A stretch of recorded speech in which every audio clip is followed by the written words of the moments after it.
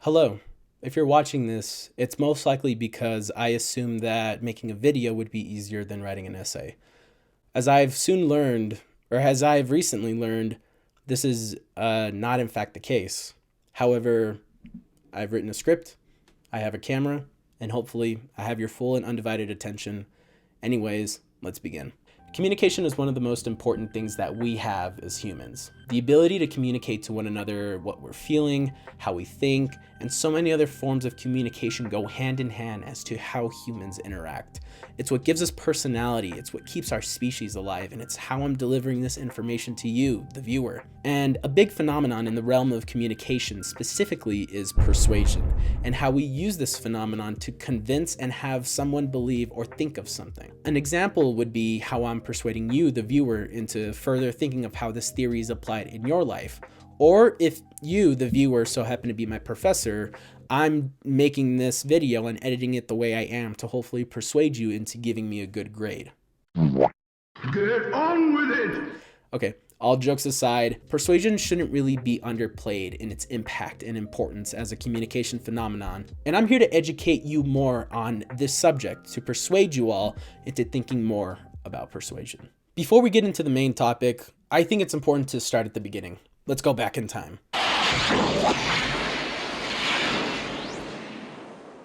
A man by the name of Aristotle, just like me, was once a student. Aristotle had an interesting idea brewing up in that big mind of his, this wonderful idea of persuasion. And I'm sure you've heard these three words before, but ethos, logos, and pathos. You might know what this is, but just in case you don't, or to refresh your memory, I think it's important to quickly remind you of what they are to better describe how this phenomenon came to be. Ethos brings an ethics to persuasion, meaning a credible source or trust and confidence to convince or persuade someone further. Logos being how the speaker uses logic in their persuasion, and finally pathos being the more emotional aspect to it, to use this emotion to further persuade the listener through that human feeling. Now that we have established that, let's jump back into persuasion. We may not know just how much we're being persuaded upon in our day-to-day lives, but let's take a few steps back to see the bigger picture.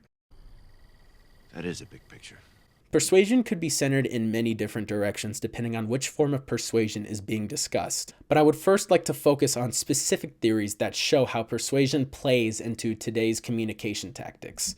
The first one is social judgment theory, and this one originated from two people whose names respectfully are Muzaffar Sherif and Carolyn Sherif. This theory states that depending on how you think or where you stand on certain topics, you will either accept, reject, or be indifferent on how you respond to something. Our own anchored attitudes dictate how we perceive and react to different items, ideologies, and ideas. The second theory I'll be talking about is cognitive dissonance, which was created by a man named Leon Festinger in the late 50s.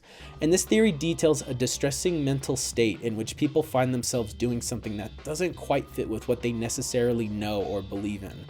And the third and last theory that I'll be discussing is the nudge theory, which isn't in the text but was founded by both Richard H. Thaler and Cass R. Sustine in the late 70s. And it ties into persuasion by studying how someone may try to give an idea to someone to make them think or feel a certain way, but I'm going to be discussing how that can do a complete 180 and rather drive someone away from rather than to that intended idea. Going back to social judgment theory, depending on how this theory is used, the anchored aspect of our thoughts and ideologies could stir one into thinking that it's objective. But the spectrum that this theory is held on goes more into an interpretive, as one aspect can't only be studied for this theory. An example of this would be, let's say you're a kid and you want to fit in with other kids. You may be persuaded into falling into such a fad such as, we'll say Pokemon for an example. With advertisements and phrases such as gotta catch them all, they accept the message. But if a parent who didn't grow up or knows anything about this fad sees this marketing, they would reject this message, not buy the cards for the kids, and the kids would now be known as the loser without Pokemon at school. Okay, enough of that.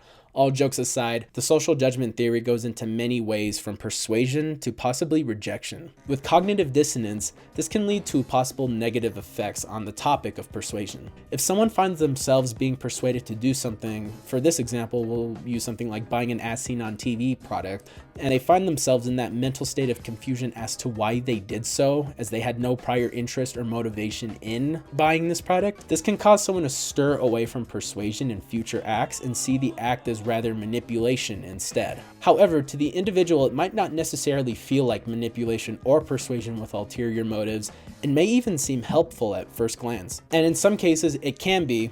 But overall, an example of this cognitive dissonance would be a smoker learned about the harm of smoking and the health consequences that come along with doing so. Yet, despite knowing this, they continue to smoke or don't put that effort into quitting. But this theory in of itself is a gateway into our last theory, which is the nudge theory. This is where the idea of persuasion could take a turn for the worse. What differentiates this theory from something as persuasive as social judgment and something more neutral like cognitive dissonance, this theory's only intent is to make someone think a certain way with hints or clues, like a nudge, hence the name nudge theory. An example of this theory effectively working and for the better is, according to the Global Applied Ethics Institute, one of the ways in which this nudge theory was effective was when doing an experiment in the Philippines in which smokers were paid to quit smoking, and if they passed a nicotine test at the end of their time period in which this all occurs, they would get a full paid amount.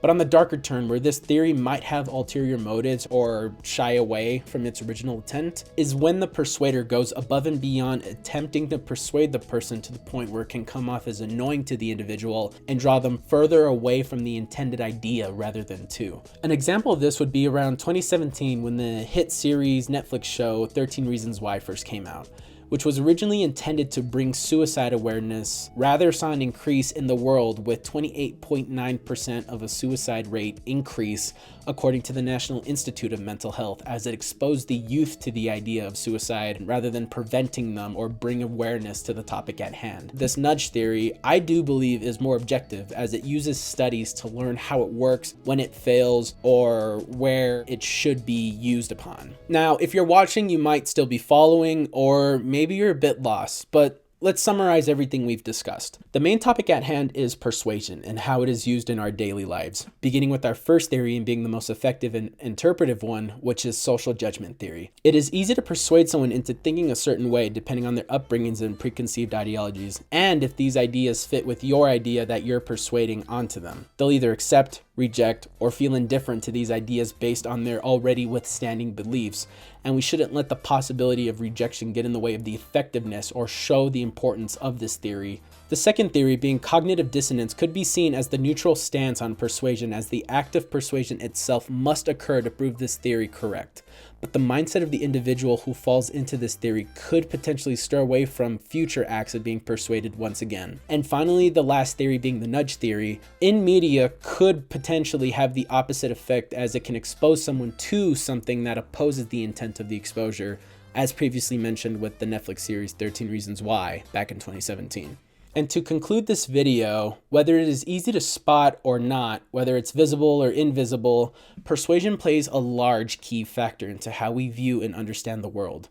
In a climate where every big company is doing all they can to make more and more money, and we are being persuaded every day to fight for this cause, have this mindset, support these businesses, don't support those, follow these rules, don't break these rules though. Every day we are being persuaded in one way or another, whether we know it or not. And while it may not be one of the first communication phenomenon that comes to mind when people think of different communication phenomenon, it is important to our current climate and our daily lives and should not be underestimated. And I hope this video has provided many reasons as to why we should think more about this phenomenon for better mental awareness of how it is used, how much it's used in our lives, and what we can do to understand the world a bit differently. And yeah, that being said, I hope this video has persuaded you into thinking a bit more about this phenomenon. And if you, the viewer, so happen to be my college professor, I hope I have somehow persuaded you in speaking, visual elements, and editing to giving me a good grade for this final.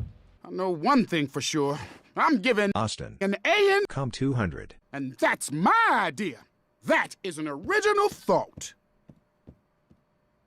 But yeah, that being said, thank you all so much for watching. Happy holidays, and stay safe, stay awesome, stay warm, and go find different ways to be persuaded, or not. We'll see you in the next one, and have a happy new year.